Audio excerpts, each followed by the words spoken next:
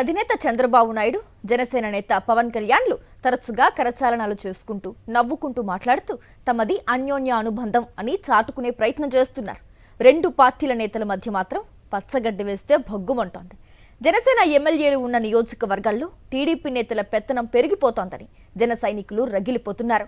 అయితే ఓ జనసేన ఎమ్మెల్యే మాత్రం టీడీపీ నేతలతో కబడ్డీ ఆడుకున్నారు మొన్నటిదాకా. అయితే ఇప్పుడు అక్కడి టీడీపీ నేతలు ఎదురు తిరిగి ప్రతి అక్రమంలోనూ అవినీతిలోనూ తమ వాటా తమకు ఇవ్వాలి అని పట్టుబడుతున్నారట. దీంతో రానున్న కాలంలో అక్కడి టీడీపీ నేత తనకు ఎర్త్ పెడతారేమోనని జనసేన ఎమ్మెల్యే కంగారు పడుతున్నారని ప్రచారం జరుగుతోంది.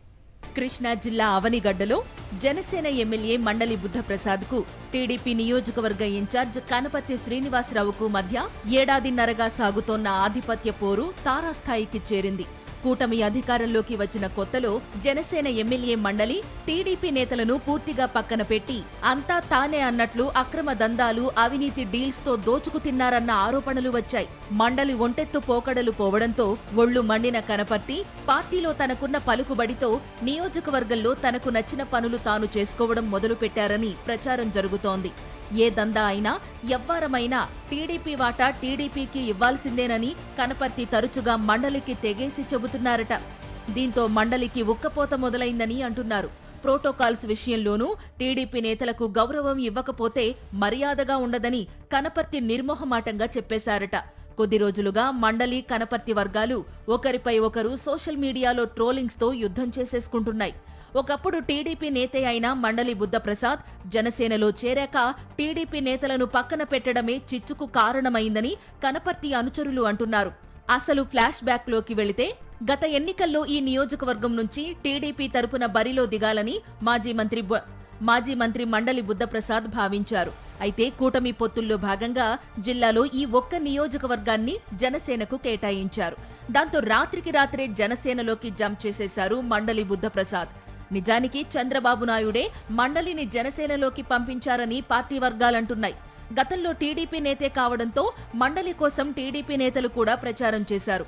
ఇక ఈవీఎం మాయాజాలం ఉండనే ఉంది. మొత్తానికి ఎమ్మెల్యే అయ్యారు మండలి.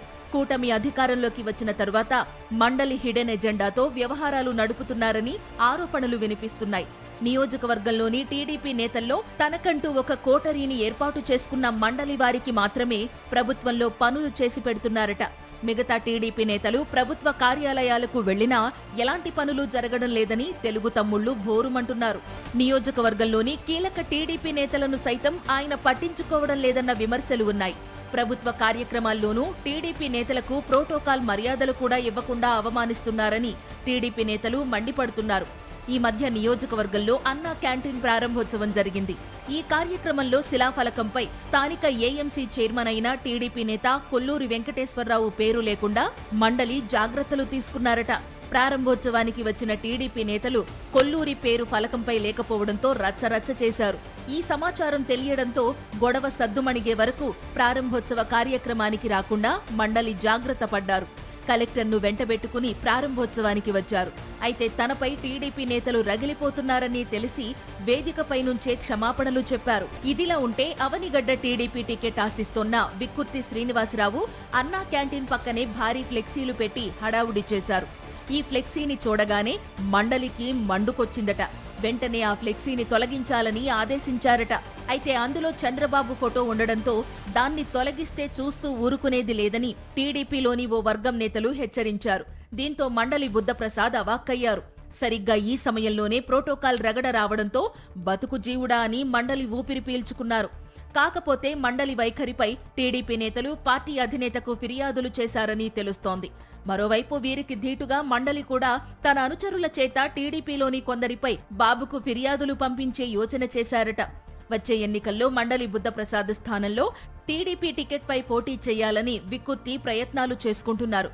ఇటు మండలి అటు విక్కుర్తి మధ్య నెలకొన్న రాద్ధాంతంతో కూటమి పరిస్థితి అధ్వాన్నంగా తయారైంది. ప్రజా సమస్యల పరిష్కారానికి ఏమాత్రం ప్రయత్నించని ఎమ్మెల్యే మండలి, టీడీపీ నేతలు తమ సొంత రాజకీయ ఎజెండాల కోసం వీధులకెక్కి ఆరోపణలు చేసుకోవడంపై క్యాడర్ మండిపడుతోంది.